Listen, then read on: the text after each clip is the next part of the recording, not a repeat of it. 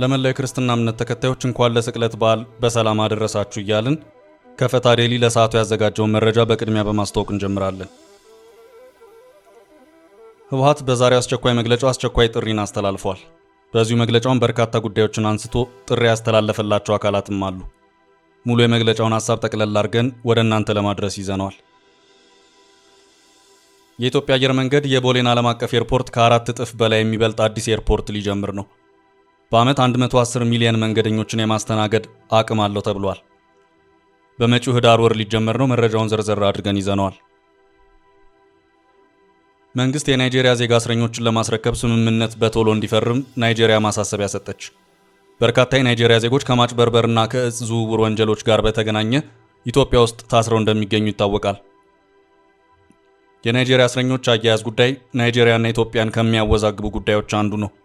አሁን ላይ ከአቡጃ ከፍተኛ ቅሬታ በውጭ ጉዳይ ሚኒስቴር በኩል የወጣ ሲሆን የኢትዮጵያ መንግስት ላይ ተደራራቢ ክሶች ቀርበዋል። የናይጄሪያ መንግስት ቅሬታ ምንድነው ለሚለው ጥንቅራችን መልስ ይዟል።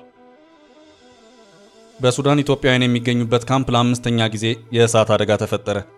በሱዳን በሚገኘው ቱናዳባህ የእስረኞች ካምፕ የእሳት አደጋ ዛሬ ንጋቱን የደረሰ ሲሆን በሺዎች የሚቆጠሩ ተፈናቃዮች የሚገኙበት ካምፕ በርካታ መጠለያዎችና የንግድ መደብሮች መቃጠላቸው ተዘግቧል። መረጃውን ይዘናል። ኢትዮ ቴሌኮም በአክሲዮን ሽያጩ ዙሪያ ጋዜጣዊ መግለጫ ሊሰጥ መሆኑ ተሰማ። በዓመቱ ከህዳር ወር ጀምሮ በቴሌብር የድርሻ ሽያጭ እያደረገ ያለው ኢትዮ ቴሌኮም በሸጣቸው አክሲዮኖች ዙሪያ ለህዝብ ተከታታይ መረጃ ሳያደርስ ቆይቷል። ይህም በአክሲዮን ገዢዎች ዘንድ ቅሬታ የፈጠረ ሲሆን ተቋሙ በቀጣይ ሳምንት ይፋዊ መግለጫ እሰጣለሁ ማለቱን እንመለከታለን። አሜሪካ የሩሲያ ዩክሬን ጦርነት አለመቆም ጉዳይ ሰልችቶኛል፣ ከዚህ ውጣ ውረድ ጠቅልዬ ልወጣ ነው ማለቷን የተመለከተ መረጃ አካተናል። በጥንቅራችን በየዕለቱ የሚለቀቁ መረጃዎች እንዲደርሷችሁ ቻናላችንን ሰብስክራይብ በማድረግ እንደዚሁም ይዘቶቻችንንም ላይክ እና ሼር እያደረጉ አጋርነታችሁን እንድታጠናክሩ መልእክታችን ነው። አሁን በቀጥታ ወደ ዝርዝር መረጃዎቻችን እንውሰዳችሁ።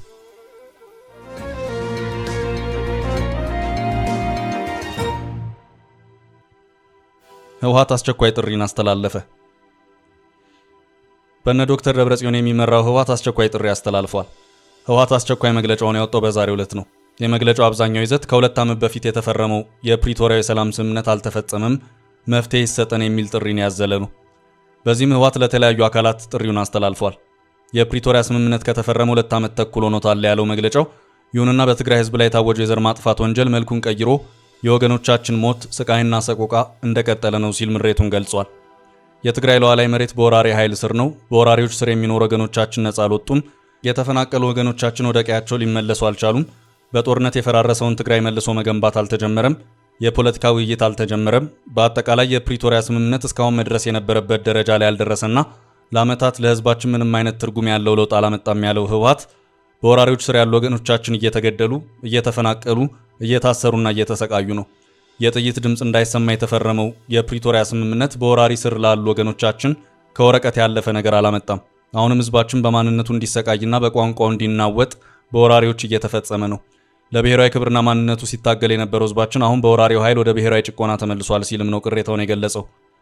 ህወሓት በዚህ መግለጫውን በወልቃይት በነ ኮሎኔል ደመቀ ዘውዱና እሸተ ደምለው በኩል በተደጋጋሚ እየተመረቁ ባሉትና የተከዜ ዘብ በሚል በሚጠሩት ታጣቂዎችም ዙሪያ አስተያየቱን ሰጥቷል። የትግራይን መሬት የወረረው ኃይል የተከዜ ዘብ የሚባሉ የታጠቁ ወታደሮችን በየቀኑ እያስመረቀ በትግራይ ህዝብ ላይ ጦርነት ጥሩምባ እየነፋ እስካሁን ሊያስቆመው አልቻለም ያለው ህወሓት በመጠለያና በስደተኞች የሚገኙ ወገኖቻችን በቂ እርዳታ ባለማግኘታቸው ለ5 ዓመታት በበሽታ በሞትና በረሃብ እየተሰቃዩ ይገኛሉ። በአሁኑ ወቅት የሰብአዊ እርዳታ በመቋረጡ ቀውሱ ተባብሷል። ህዝባችን ያለ በቂ እርዳታ 5ኛ ክረምቱን በድንኳን ውስጥ ማሳለፍ የለበትም ሲል ማሳሰቢያውን ሰጥቷል። ህወሓት በዚሁ መግለጫው አክሎም የፕሪቶሪያ ስምምነት ተደራዳሪዎችና የዓለም አቀፉ ማህበረሰብ ይህን የተፈናቀሉና የስደተኛ ወገኖቻችንን ከባድ ስጋት ተገንዝበው በአስቸኳይ እርምጃ መውሰድ አለባቸው። በፕሪቶሪያው ስምምነት መሰረትም የኢትዮጵያ መንግስት በትግራይ መሬት ከኢትዮጵያ መከላከያ ሰራዊት ውጪ ኃይሎች በአፋጣኝ ማስወጣት አለበት። ከዚህም በተጨማሪ አፍሪካ ህብረትና ዓለም አቀፉ ማህበረሰብ በመሬት ላይ ያለውን ወቅታዊ ሁኔታ በመረዳት በተቻለ ፍጥነት የአፍሪካ ህብረት ፓነል እንዲጠራ አድርጎም የስምምነቱ አጠቃላይ አፈጻጸም ላይ መወያየት ይገባቸዋል ሲልም ህወሓት የዛሬውን መግለጫውን አሳርጓል።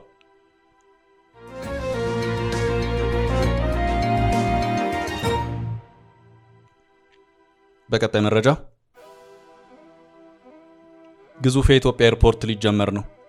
ከቦሌ ኤርፖርት ከ4 እጥፍ በላይ ይበልጣል። በኢትዮጵያ በዓመት 110 ሚሊዮን መንገደኞችን ሊያስተናግድ የሚችለው ግዙፍ ኤርፖርት ግንባታ ሊጀመር ነው። በአሁኑ ሰዓት አገልግሎት እየሰጠ ካለው ቦሌ ዓለም አቀፍ ኤርፖርት ከ4 እጥፍ በላይ የሚበልጥ ነው።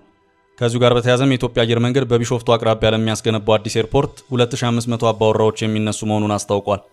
ኤርፖርቱ ከአዲስ አበባ 40 ኪሎ ሜትር ርቀት በቢሾፍቱ አቅራቢያ የሚገነባ ነው። በቢሾፍቱ አቅራቢያ ይገነባል የተባለው ግዙፍ ኤርፖርት በ3500 ሄክታር መሬት ላይ የሚያርፍ ነውም ተብሏል። የኢትዮጵያ አየር መንገድ ከአፍሪካ ልማት ባንክ ጋር ለአዲሱ አየር መንገድ ግንባታ የሚውል የ7.8 ቢሊዮን ዶላር ስምምነት የተፈራረመ መሆኑም ታውቋል።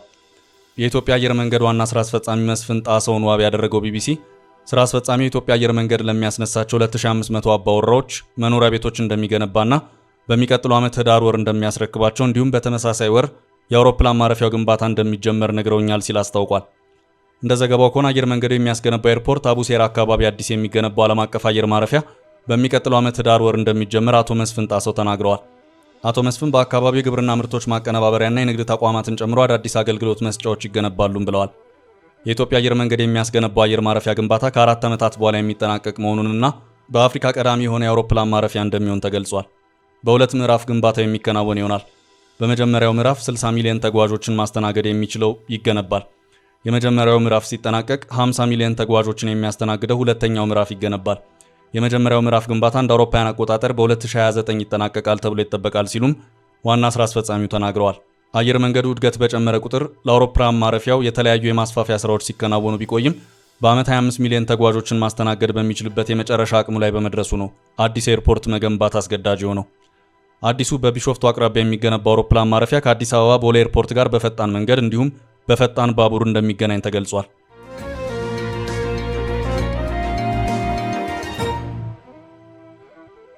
ወደ ቀጣይ ርዕሳችን አለፍን። ናይጄሪያ ለኢትዮጵያ የሰጠችው ማሳሰቢያ፣ መንግስት የናይጄሪያ እስረኞችን ለማስረከብ ስምምነት ይፈርም። በርካታ የናይጄሪያ ዜጎች ከማጭበርበርና ከእጽ ዝውውር ወንጀሎች ጋር በተገናኘ ኢትዮጵያ ውስጥ ታስረው እንደሚገኙ ይታወቃል። የናይጄሪያ እስረኞች አያያዝ ጉዳይ ናይጄሪያና ኢትዮጵያን ከሚያወዛግቡ ጉዳዮች አንዱ ነው። እንደ ቃሊቲ ባሉ እስር ቤቶች የታሰሩ ናይጄሪያውያን በቂ ምግብ አናገኝም፣ የሕክምና አገልግሎትም አይሰጠንም፣ እስር ቤቱ እኛን ለማቆየት በቂ በጀት የለውም ሲሉ በተደጋጋሚ ቅሬታ ሲያነሱ ይሰማሉ። የናይጄሪያ መንግስት ረስቶናል ሲሉ በተደጋጋሚ ይገልጻሉ። ወደ ሀገራችን ውሰዱን፣ በሀገራችን ፍርዳችንንና ቅጣታችንን እንቀበል ሲሉ ጥሪ ያደርጋሉ። ከሕክምና ጦት ጋር በተያያዘ እስር ቤት ውስጥ የሞቱ ናይጄሪያውያን መኖራቸው በናይጄሪያ ሚዲያዎች በሰፊው ሲዘገብ የቆየ ጉዳይ ነው። አቡጃ ላይ ያለ ከፍተኛ ፍርድ ቤት የናይጄሪያ መንግስት በኢትዮጵያ ያሉ እስረኞችን እንዲያመጣ ብይን መስጠቱም የሚታወስ ነው። ከሰሞኑ ጉዳዩ በድጋሚ የተነሳ ሲሆን የናይጄሪያ መንግስት ኢትዮጵያ እስረኞችን እንድታስረክብና እንድትለዋወጥ የሚያደርገውን ስምምነት ፈጥና እንድትፈርም ጠይቋል። የሁለቱ ሀገራት ግንኙነት በዚህ መበላሸት የለበትም ሲል ተሰምቷል። አቡጃ ላይ ትላንት የሀገሪቱ የውጭ ጉዳይ ሚኒስትር ቢያንካ ኦዱሜጉ ኦጁኩ ለናይጄሪያ ኢትዮጵያ አምባሳደር ለገሰ ኃይሌ በጉዳዩ ያላቸውን ቅሬታ ገልጸውላቸዋል። ኢትዮጵያና ናይጄሪያ ከዚህ ቀደም የእስረኛ ልውውጥ ለማድረግ የሚያስችላቸውን የመግባቢያ ስምምነት የተፈራረሙ ሲሆን ኢትዮጵያ ባለፈው ወር ማርች 6 ላይ ስምምነቱን ወደ ሕግ ለመቀየር ማረጋገጫ ሰጥታ ነበር። አንድ ወር ቢያልፎም ኢትዮጵያ ስምምነቱን በተመለከተ ለማጽደቅ ምንም አይነት መልስ አልሰጠችም። ሂደቱን በእንጥልጥል እንዳለ ነው ሲሉ የውጭ ጉዳይ ሚኒስትሯ ቁጭታቸውን ለአምባሳደሩ የገለጹት። አምባሳደሯ በኢትዮጵያ የናይጄሪያ እስረኞች እንግልት እየደረሰባቸው መሆኑን፣ የናይጄሪያ ፓስፖርት የያዙ ዲፕሎማቶች ቦሌ ዓለም አቀፍ ኤርፖርት ላይ መጉላላትና መጎንተል ይደርስባቸዋልም ሲሉ ቅሬታቸውን ገልጸዋል። ሚኒስትሯ የናይጄሪያ ዜጋ ታሳሪ በሕክምና ማጣት የተነሳ ለሞት መዳረጉን አጉልተው ኢትዮጵያ ዜጎቿን በአግባቡ የመያዝ ግዴታ አለባት ማለታቸው ተዘግቧል። የውጭ ጉዳይ ሚኒስትሯ ሌላም ክስ አሰምተዋል። እንደ አውሮፓ አቆጣጠር በ2022 የናይጄሪያ ተጓዦች የጉዞ ወጪ ፈንድ እንዲመለስ ጠቅላይ ሚኒስትር አብይ ውሳኔ ቢሰጡም ተፈጻሚ አልሆነም፣ ገንዘባቸው አልተሰጣቸውም ሲሉም አማረዋል። ከ25 ተጓዦች ሁለቱ ብቻ ገንዘባቸው እንደተመለሰ ገልጸው እስከ $70,000 ሊመለስለት የሚገባ ተጓዥ እስካሁን ምንም አልተከፈለውም ሲሉ አክለዋል። አምባሳደሯ የኢትዮጵያ አየር መንገድ የጋራ የአየር አገልግሎት ስምምነትን ጥሷል፣ አየር መንገዱ ለናይጄሪያ መንግስት ሳያሳውቅ ሕግ ቀይሯል፣ ዲፕሎማቶቻችንን አንገላቷል ሲሉም ለአምባሳደሩ ቅሬታቸውን አቅርበዋል። የናይጄሪያ ኢትዮጵያ አምባሳደር ለገሰ ኃይሌ ለሚኒስትሯ ቅሬታ መልስ የሰጡ ሲሆን የቪዛ ጉዳይ መስተካከሉን በእስረኛ ልውውጥ ስምምነት ላይ ፓርላማ እየተከተለው መሆኑን አረጋግጠውላቸዋል።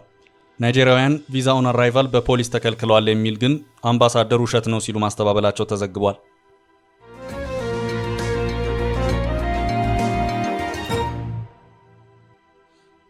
በቀጣይ መረጃችን በሱዳን ኢትዮጵያውያን የሚገኙበት ካምፕ ለአምስተኛ ጊዜ የእሳት አደጋ ተፈጠረ። በሱዳን በሚገኘው ቱና ዳባህ የስደተኞች ካምፕ የእሳት አደጋ መከሰቱ ተገለጸ። በዛሬው ዕለት ባጋጠመው የእሳት አደጋ በርካታ መጠለያዎችና የንግድ መደብሮች መቃጠላቸውን የሱዳን የዜና ምንጮች ዘግበዋል። እሳት አደጋው በሌሊት በመከሰቱ ቶሎ ለማጥፋት እንዳልተቻለም አስረድተዋል። በዚህ ስደተኞች ካምፕ ውስጥ በሰሜኑ ጦርነት ጊዜ ከሀገር የተሰደዱ በ10 ሺህ የሚቆጠሩ የትግራይ ተወላጆች የሚገኙ ሲሆን በቅርቡ በካምፑ የእሳት አደጋ ሲያጋጥም የዛሬው 5ኛ ጊዜ ነው ተብሏል። እሳቱን ምን እንደፈጠረው አልታወቀም። የሱዳን ባለስልጣናት ምርመራ እያደረጉ መሆናቸውን ገልጸዋል። በእሳቱ ጉዳት የደረሰበት ኢትዮጵያ አለመኖሩም ነው የተነገረው። ሆኖም የመኖሪያ ድንኳኖች፣ ዳሶች፣ ለስደተኛው የገቢ ምንጭና መተዳደሪያ የነበሩ ሱቆች መውደማቸው ተገልጿል። ይሄ አሁን በካምፑ ላይ ያለውን የተጨናነቀ አኗኗርና አሰፋፈር የበለጠ ያባብሳል ተብሏል። የተባበሩት መንግስታት ድርጅት የሰብአዊ እርዳታ ተቋማት በአደጋው እርዳታ እንዲያደርሱ የሚጠበቅ ሲሆን የስደተኛ ካምፑ ያለበት ቦታ በጣም ርቆ መገኘት እርዳታውን ለማድረስ ከዚህ ቀደም እንደነበረው አስቸጋሪ ያደርገዋል ተብሏል። በካምፑ ያሉ የኢትዮጵያ ስደተኞች ወደ ሀገራቸው ለመመለስ አሊያም ሶስተኛ ሀገር ለማዞር በቀጣይ ዘላቂ መፍትሄ እንዲያገኙ ጥሪ ቢደረግም እስካሁን ትኩረት መነፈጉን እንዲሁም በርካቶች ወደ ኢትዮጵያ ብንመለስ ችግር ይገጥመናል ብለው እንደሚሰጉም ዘገባው አስፍሯል።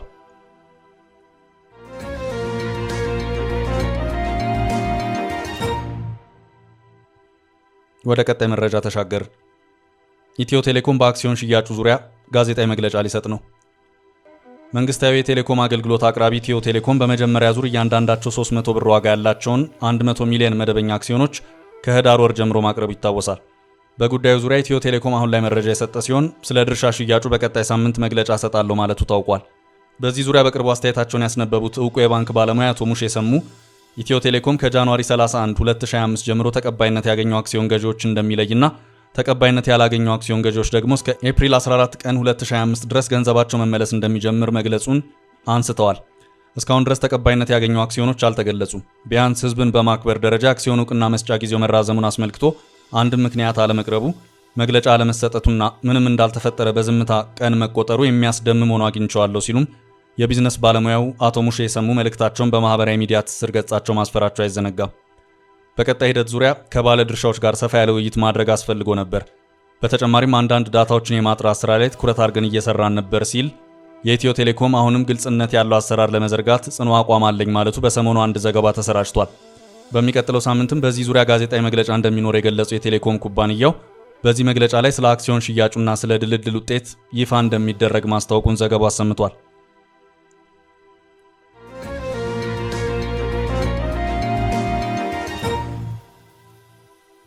ወደ ቀጣይ ርዕስ ስናልፍ ሐማስ የእስራኤል የተኩስ አቁም ሐሳብን ውድቅ አደረገ።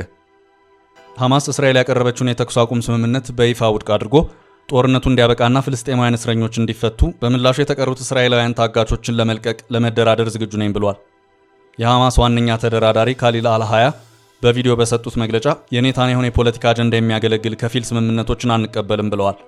59 እስራኤላውያን ታጋቾች አሁንም በሐማስ ቁጥጥር ስር እንደሚገኙ የሚገለጽ ሲሆን ከእነዚህ መካከል 24ቱ በሕይወት እንዳሉ ይታመናል።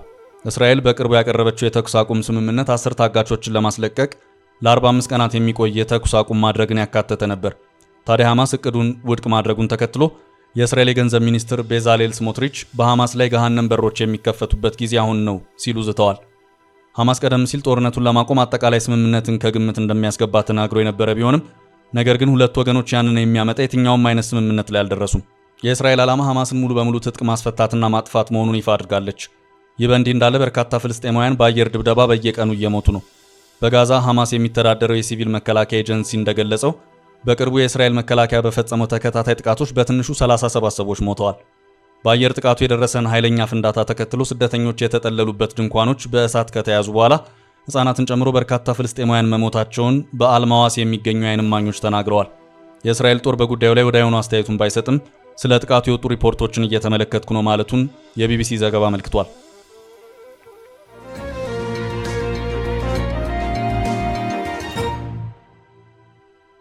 በመጨረሻም አሜሪካ ዩክሬን ሩሲያ ጉዳይ ሊበቃኝ ነው አለች። ሩሲያና ዩክሬን ተነጋግረው ወደ ሰላም ስምምነት የማይመጡ ከሆነ አሜሪካ በዚሁ በሁለቱ ሀገራት ጉዳይ የማትቀጥልና የምታቆም መሆኗን አስታውቋል። ይህን የተናገሩት የአሜሪካ የውጭ ጉዳይ ሚኒስትር ማርኮ ሩቢዮ መሆናቸውን የሲኤንኤን ዘገባ አመልክቷል። የውጭ ጉዳይ ሚኒስትሩ ይህን የተናገሩት ከሩሲያ ዩክሬን ጦርነት ጋር በተያያዘ ከአውሮፓ መሪዎች ጋር ቁጭ ብለው ከመከሩ በኋላ መሆኑን ይሄው ዘገባ አክሏል። ፕሬዚዳንት ትራምፕ ስልጣን ከመያዛቸው ቀደም ብሎ እኔ ስልጣን በያዝኩ በቀናት ጊዜ ውስጥ ይህ ጦርነት በአፋጣኝ እንዲቆም አድርጋለሁ ቢሉም ሳይሳካ ቀርቷል። እንደውም ሩሲያ ጦርነቱን የበለጠ አባብሳ አቀጣጥለዋለች። ትራምፕ ፕሬዚዳንት ፑቲን ወደ ድርድር እንዲመጡ ደጋግመው ቢወተቡትም የማዕቀብ ማስፈራሪያን ጭምር ይፋ ቢያደርጉም ሊሆን አልቻለም። የትራምፕ አስተዳደር አሁን ደግሞ የሁለቱ ሀገራት ጦርነት ባለበት የሚቀጥል ከሆነ አውሮፓ በራሱ መንገድ ይወጣው፣ አሜሪካ እጇን ታወጣለች ብሏል። ይህ አይነቱ የትራምፕ አስተዳደር አካሄድ አውሮፓውያኑን ክፉኛ ያስደነገጠ መሆኑም ታውቋል። ይህ በእንዲህ እንዳለ የዩክሬን መንግስት ከአሜሪካ ጋር የማዕድን መግባቢያ ስምምነት መፈራረሙን ማስታወቁን የቢቢሲ ዘገባ አመልክቷል። የኢኮኖሚ ሚኒስትሯ ዩሊያ ስቪሪደንኮ የፍላጎት ማሳያ ስምምነት ላይ በመደረሱ ለኢኮኖሚ ሽርክና ስምምነት መንገድ ጠርጓል ብለዋል። የመጨረሻው ስምምነት ለዩክሬን መልሶ ግንባታ ኢንቨስትመንት ፈንድን እንደሚያካትትም ገልጸዋል። የአሜሪካ ባለስልጣናት ስምምነቱ በሚቀጥለው ሳምንት መገባደጃ ላይ ሊጠናቀቅ እንደሚችል ያላቸውን ተስፋ ገልጸዋል። ዶናልድ ትራምፕ በየካቲት ወር በዋይት ሃውስ ከዩክሬኑ ፕሬዝዳንት ቮሎዲሚር ዜሌንስኪ ጋር በጋዜጠኞች ፊት የገቡት ውዝግብ ድርድሩን ለጊዜው ጎትቶት ቆይቷል። ስቪሪደንኮ የመግባቢያ ስምምነት መደረሱን በኤክስ ገጻቸው ላይ ቢያሳውቁም ተጨማሪ ዝርዝር ጉዳዮችን ይፋ ለማድረጋቸውንም ይሄው የቢቢሲ ዘገባ አክሏል። ለኢኮኖሚያዊ አጋርነት ስምምነትና ለዩክሬን መልሶ ግንባታ ኢንቨስትመንት ፈንድ ማቋቋሚያ መንገድ የሚከፍተውን የማዕድን መግባቢያ ስምምነት ከአጋራችን አሜሪካ ጋር መፈራረማችንን ስናበስር በደስታ ነው ሲሉ ስቪሪደንኮ መጻፋቸውንም ይሄው ዘገባ አክሏል። ለዛሬ ያዝንላችሁን ርዕሰ ጉዳዮች እዚህ ላይ ቋጨን።